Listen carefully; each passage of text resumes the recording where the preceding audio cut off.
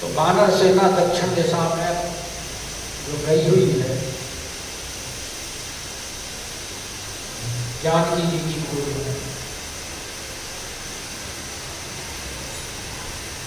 वो ऐसे गहन वन में पहुंच गए, बेचारे मार्ग तक भूले।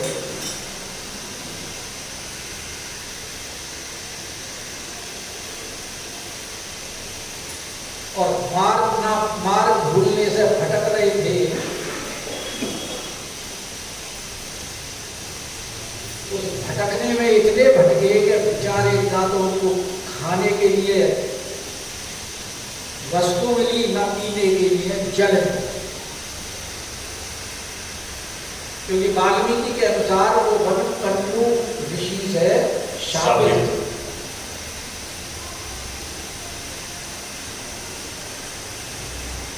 जब हनुमान जी ने सबको दुखी देखा तो चढ़ी गिरी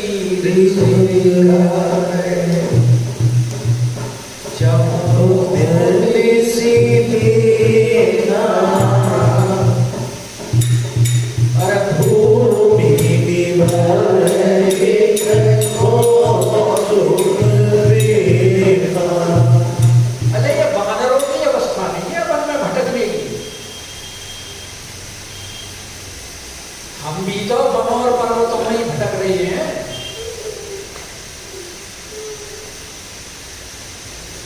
भाई गोसाई जी ने कहा है ना कि ग्रह का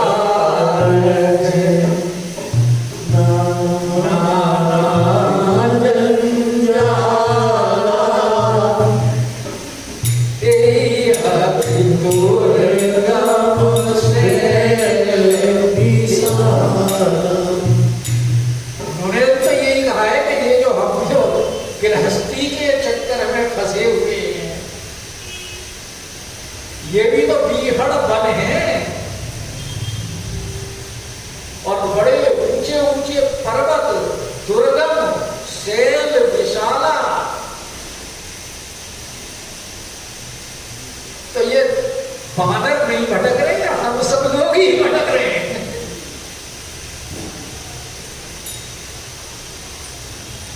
और जब जीव भटकता है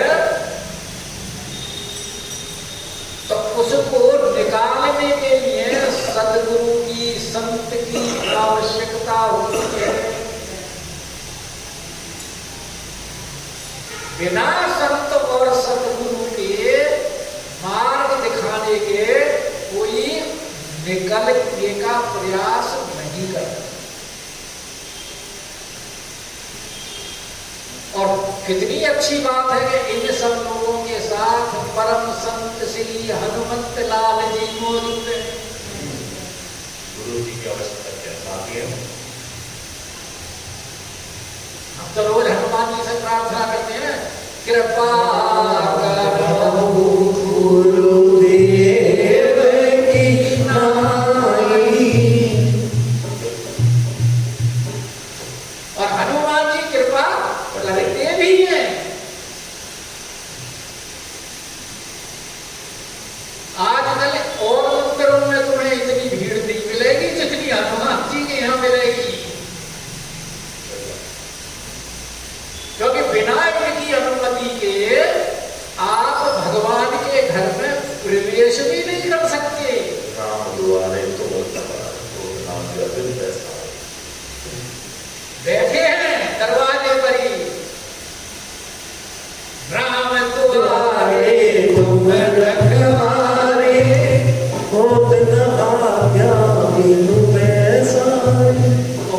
वो पैसे वाली बात नहीं है। कभी सोचोगे हो तो ना आ गया, वहां भी हनुमान जी को पैसा दोगे जब वो प्रवेश करके देते राम नाम कथन।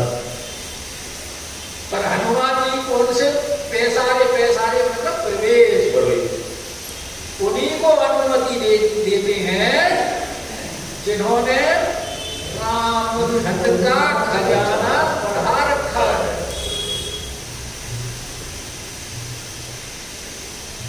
इसीलिए वो भजन गाते हैं ना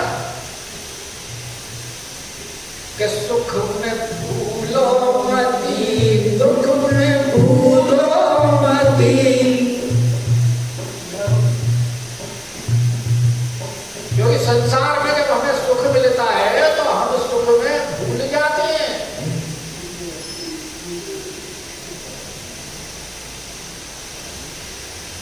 राम जी के जमाने में सुखों की पराकाष्ठा कहाँ है? लंका में। और लंका में कोई राम नाम लेता है क्या? सिवाय विभीषण अपवाद को छोड़ करके।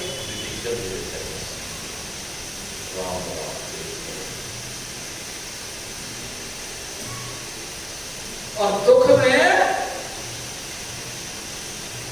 रोमती,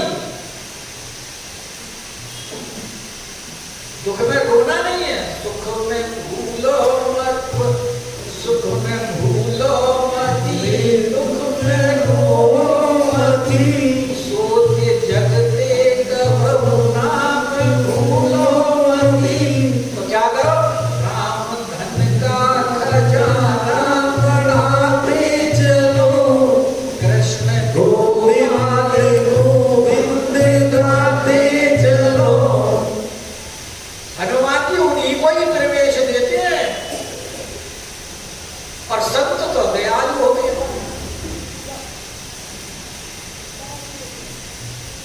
कोमल चित्त संता। अब हनुमान जी ने देखा मन हनुमान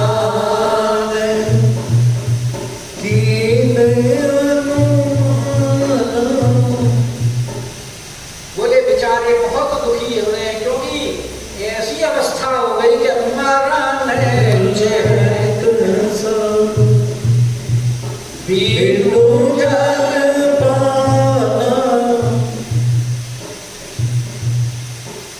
तो हनुमान जी ने देखा अपनी ध्यान साधना में गिर पर चढ़ी गिरि शिखर चहुदिस देखा, भूमि विवर एक कोक मेघा, चक्रवाक बग हंस उड़ाई, बहुतल खग प्रवेश ले आई। हनुमान जी ने देखा यहाँ जल की व्यवस्था है, पक्षी आ जा रहे हैं, क्योंकि पक्षी जल वाले पक्षी ही आ जा रहे हैं उसमें विवर में, और जा रहे हैं सूखे और निकल रहे हैं गीले। वाल्मीकि जी ने ऐसा ही लिखा है। और बोले भैया देखो वहां जल की संभावना लग रही है।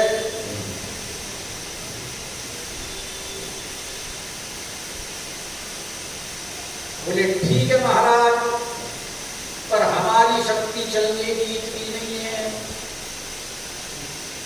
आपने वो स्थान देख भी लिया है तो उस दिशा की तरफ आप हमें ले चलो।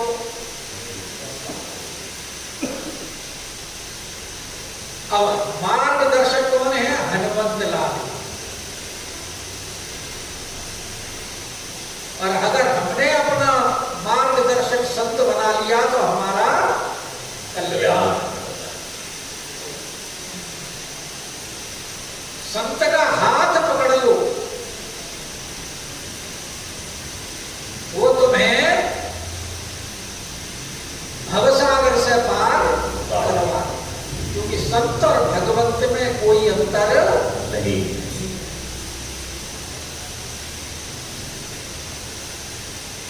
भक्ति भक्त भगवंत गुरु चतुर नाम बपुए।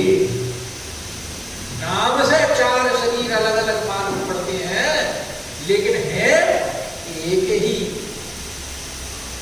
अब उन्होंने भी देखो आगे आगे हनुमान जी को ही कर लिया कि हनुमान जी आप भी हमारा पथ प्रदर्शन करो। हनुमान जी ले गए उस विवर के पास जहां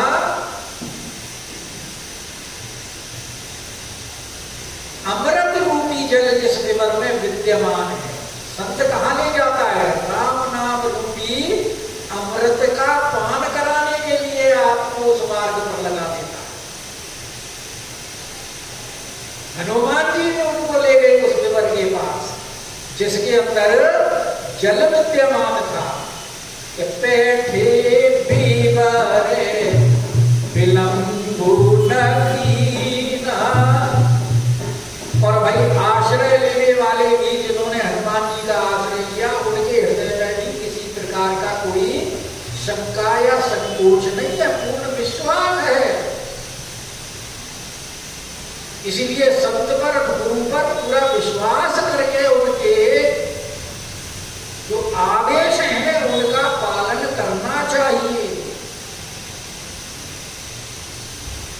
कहते थे संतों के चरणों में बैठो,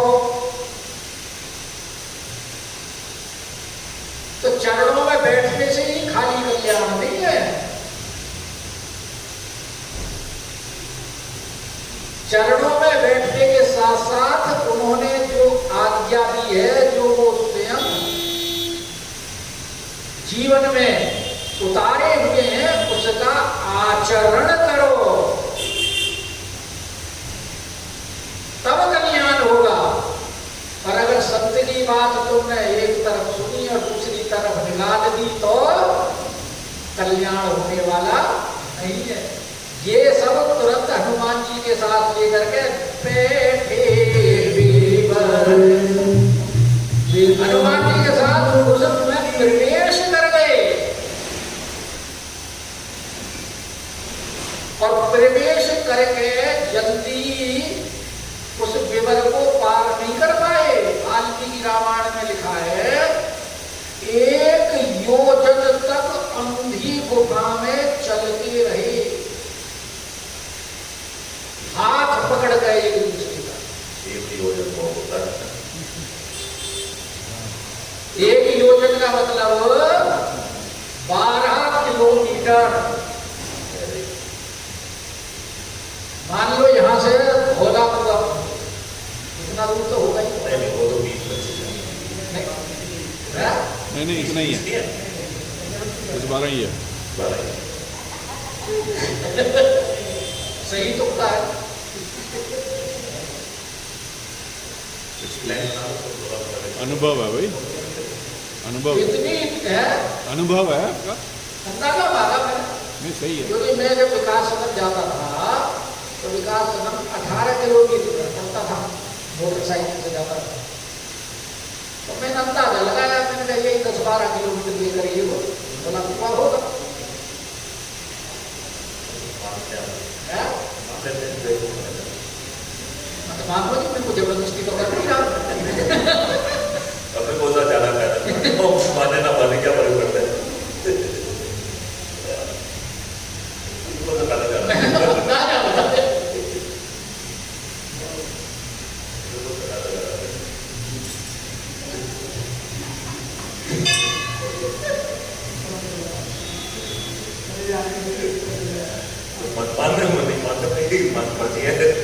पर उन्होंने कभी में जो साथ थे, उन्होंने हनुमान जी की बात मानते हुए वो चलते रहे।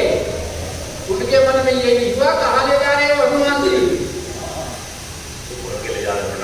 और एक योजन तक अंदर जाकर फिर उनको प्रकाश दिखाई दिया।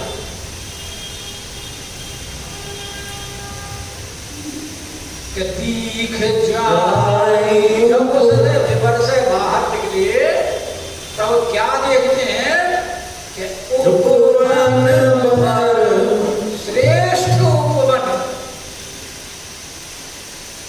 उपवन किसे कहते हैं? जहां आपका निवास हो और उस निवास के पास एक छोटा सा बगीचा जो बनाया जाए, उपवन समीप, और निवास के जो समीप में जो वन बनाया जाता है छोटा सा, उसमें बैठने उठने के लिए उसको कहते हैं उपवन। तो दिख जाए उपवन वर, और वहां तालाब भी देखा और विकसित बहुकर, बहुत सारे उसमें कमल भी खिले हुए हैं। और वहां एक मंदिर, एक रुचिर, वहां एक बड़ा सुंदर मंदिर भी बना हुआ है। तो इतनी गहरी गुफा में जाने के बाद में, और वहां तालाब है, भवन है, और फिर वहां एक मंदिर है, और वहां मंदिर में कौन बैठा है? कि बैठी नारी तप, एक तपोर मूर्ति स्त्री बैठी। बहुत वाल्मीकि में अपने वो का वर्णन बड़ा सुंदर किया हुआ है। ऐसे सुंदर सुंदर सोने के वहां वृक्ष हैं, तालाब के घाट हैं, वैदुर्य मणि के चबूतरे बने हुए हैं, महल बने हुए हैं, मोती की खिड़की बनी हुई है, वैदुर्य मणि के सारे वहां स्थान बने हुए हैं, बड़े सुंदर सुंदर, बहुत सुंदर बना रखे हैं। और मंदिर का वहां भी वर्णन नहीं है कि मंदिर किसका है। मंदिर तो या तो भगवान विष्णु के होते हैं, या शिव के होते हैं, या ब्रह्मा जी के मंदिर। लेकिन ब्रह्मा विष्णु महेश के मंदिर वहां क्योंकि वर्णन किया है कि संभावना हो सकती है शिव का मंदिर हो, क्योंकि दैत्य और राक्षसों का निवास था वो। उसमें जो आगे इनका जो वर्णन आएगा कि ये नारी तपकुंज कौन है, उसके अनुसार उन्होंने अंदाजा लगाया कि ये राक्षस इत्यादि भगवान शंकर की ही पूजा करते हैं, क्योंकि आशुतोष हैं, जल्दी वो प्रसन्न हो जाते हैं तो वर दे देते हैं, और इन्हें अपने कल्याण के लिए तो वर चाहिए नहीं। जितने भी राक्षस दैत्य इत्यादि जो तपस्या करते हैं, इनका उद्देश्य होता है संसार के ऊपर प्रभुत्व देना, आत्मकल्याण उपासना करते हैं, क्योंकि बाकी तो और कंडीशन लगा लेते हैं और भगवान शंकर सोचते ही नहीं और प्रसन्न भी जल्दी होते हैं, इसीलिए उनका नाम है आशुतोष। आशु माने तुरंत और तोष माने तुष्ट होने वाले।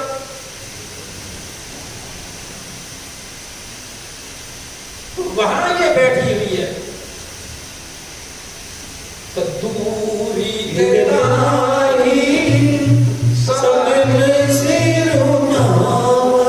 उसको देख करके सबने दूर से प्रणाम। भाई तपस्विनी है, पास जाने से कहीं नाराज ना हो जाए, इसलिए दूर से प्रणाम किया, क्योंकि निकट जाने पर कोई अपराध हो जाए तो कहीं श्राप ना दे दे।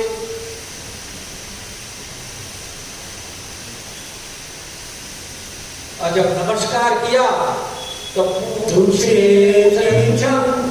अरे तुम सब लोग यहाँ कैसे प्रवेश गए? यहाँ तो आने के बाद में कोई वापस जा नहीं सकता, तुम यहाँ कैसे आए? उन्होंने फिर अपना वृतांत सुनाया कि हम तो ऐसे आए। कैसे आए?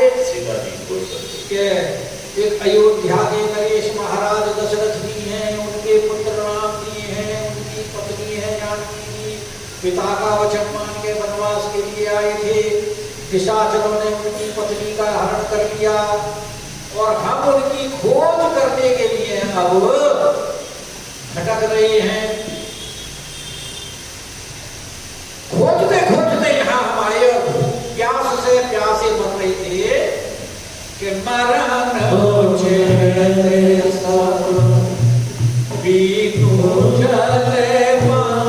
हमारा प्राण निकले जा रहे थे बिना जल के, और जल की खोज करते करते हम यहाँ तक आए हैं। अच्छा अच्छा अच्छा, तो तेरी तब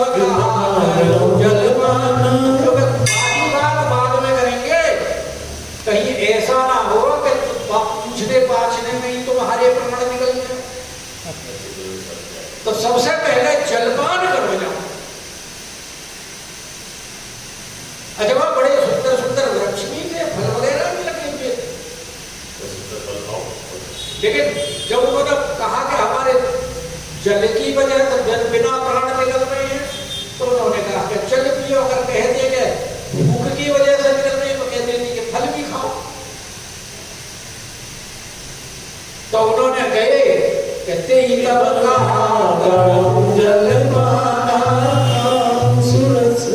फिर कहा कि मुझे बाद पहले पानी पियो, उसके बाद खाओ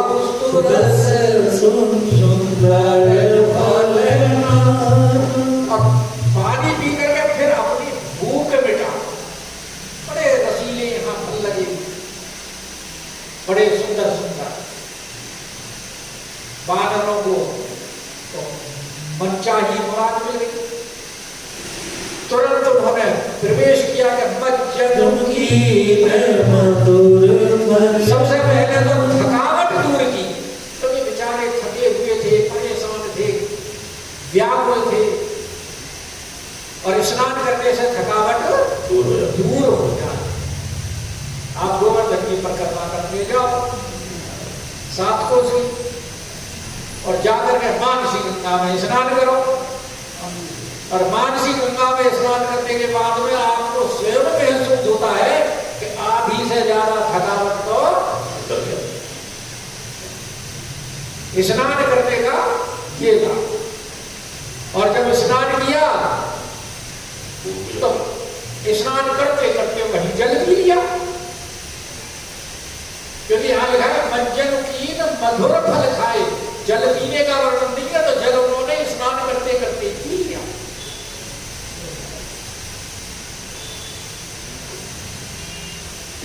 तो मुझे एक बात याद आ गई,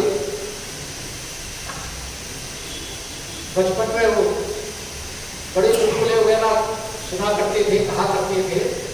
एक मुल्ला जी थे, वो जब उनके नमाज के दिन होती है रोजे लिए, तो वो सुबह अपने सरगई करने के बाद में फिर शाम तक जल भी नहीं पी। तो उनमें से एक था, बोला भाई हमें तो प्यास लगती है। तो वो लगती है बोले हमें तो खूब प्यास लगती है, सुबह से शाम तक जल ना पिए तो प्यास तो लगती है, काम भी करना पड़ता है सब, तो हमें तो नहीं लगती। तो फिर सब कहते भाई इसका रोजा सच्चा है, इसे प्यास ही नहीं लगती, ये मन से करता है। तो करता क्या था कि दोपहर को गर्मी ज्यादा लगती तो तालाब में स्नान करने जाता, अंदर ही वहीं पानी पी लेता।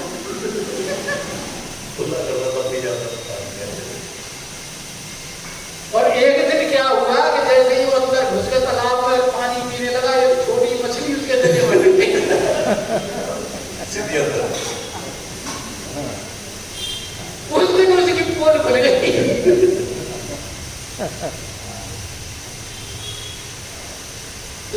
चोरी छिपे काम नहीं करना चाहिए, पर यहाँ तो ये सब प्यासे थे तो उन्होंने स्नान किया, पानी पी लिए।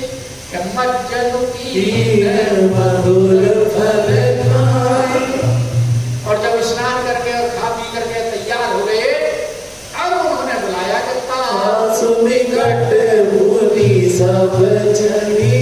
अब उन्होंने बुलाया स्वयं ने कि अब आई, अब तुम्हारी शांति हो गई। तो सब बानर बड़े आराम से धीरे धीरे चलते हुए उनके तपस्वी के पास पहुंचे, क्योंकि वानर वैसे तो उच्छृंखल होते हैं।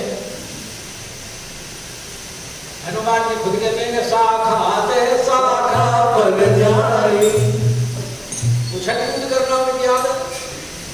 और रावण से भी कह दिया था कि कपि स्वभाव ते तो एक रूखा,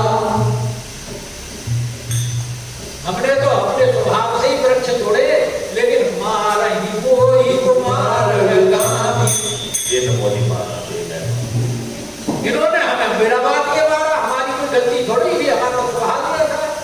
पर यहाँ जो तपस्वी की डर की वजह से बड़े आराम से रहे। तो तेरी समय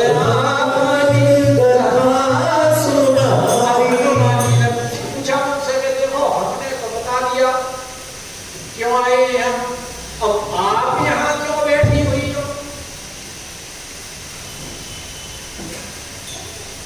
और जो तपस्या कर रही हो, तो फिर उसने बताया जो वाल्मीकि रामायण का वर्णन है अंतर्गत और रामायण में भी है। तो उसने कहा कि मेरा नाम है स्वयं प्रभा, और मैं हेमा जो थी, एक दानव था वो विश्वकर्मा नाम का, उसकी पुत्री हेमा थी, उसने 10 करोड़ वर्ष तक तपस्या की।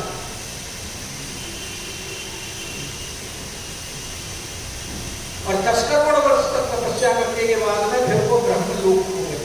लेकिन वो नृत्य गान में इतनी निपुण थी कि प्रसन्न होकर के ब्रह्मा जी ने उसको ये स्थान उसको दिया, और ये स्थान बनाया हुआ है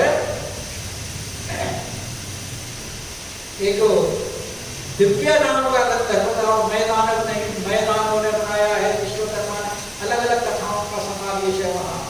कहीं किसी मैदानों का लिखा है, कहीं मूर्ति का लिखा है।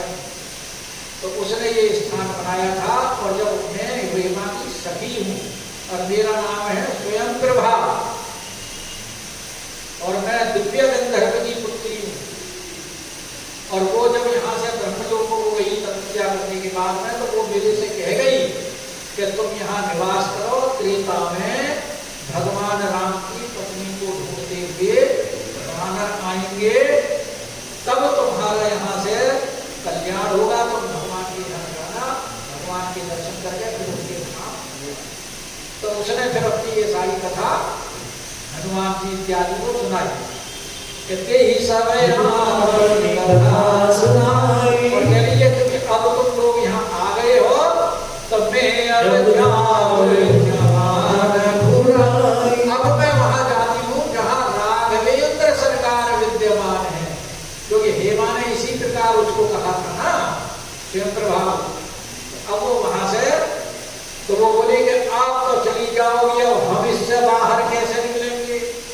आप तो कह रही थी कि यहाँ अंदर आने के बाद में कोई बाहर जा नहीं सकता। बोले हाँ जा तो नहीं सकता, लेकिन मैं अपने तपस्या के प्रभाव से मैं खुद भी जा सकती हूँ और तुम्हें भी निकाल सकती हूँ। तो बोले हमें क्या करना है? जो कुछ नहीं करना, मुंह दो नहीं, आंख बंद कर लो।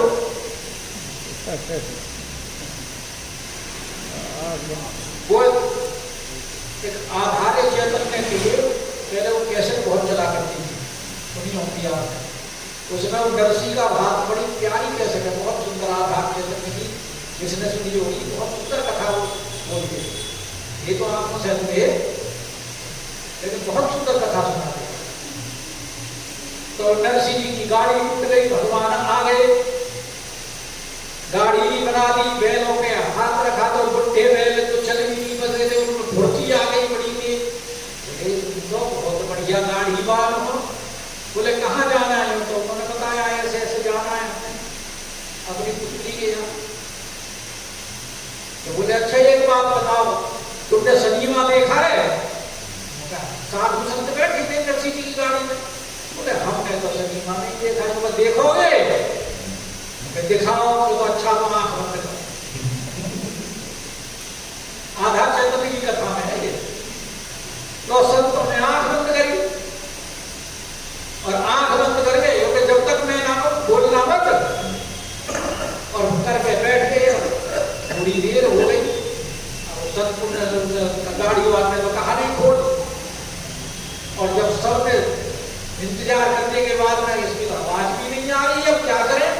और जैसे ही उन्होंने खोली तो देखे तो वहीं पहुंच गए जहां मुझे पहुंचना था। वो पुत्री थी, उनकी पुत्री का जहाँ भाग देना था वो स्थान नहीं भाई का भाई पायरा वो स्थान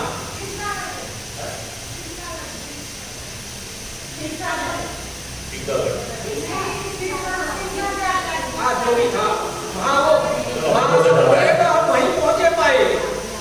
तो मुझे लगता है उन्होंने प्रेरणा वो यहीं से ली होगी। यहाँ भी उन्होंने स्वयं प्रभा ने यही कहा कि नयन मोदी बोली देखई वीरा, कि तुम आंख बंद करो। और आंख बंद करके और जब उन्होंने पुनी देखी तो क्या देख रहे हैं? ठाड़े सकल सिंधु कीर्ति, सारे के सारे समुद्र के किनारे बैठे हुए। अच्छा, जब उन्होंने स्वयं प्रभा की गुफा में प्रवेश किया था तो 1 मास की अवधि तभी सबको बीत गई थी, ऐसा लिखा हुआ है बात। और वो जो स्वयं प्रभा थी स्वयं सो गई राघवेंद्र सरकार प्रदर्शन गिरी पर विराजमान थे, वहां पहुंच गई।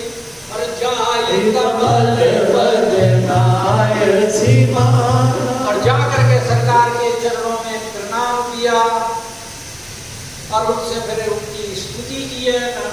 स्तुति में नाना भांति से उनका महिमा का वर्णन किया है भगवान का। क्या वजह हमारा विनाशी वो सृष्टिकर्ता, बड़ा विस्तार से वर्णन है वाल्मीकि में कि वहां उनकी नाना प्रकार से भगवान की स्तुति की है, प्रार्थना की है। नाना भगवान ने भी प्रसन्न होकर के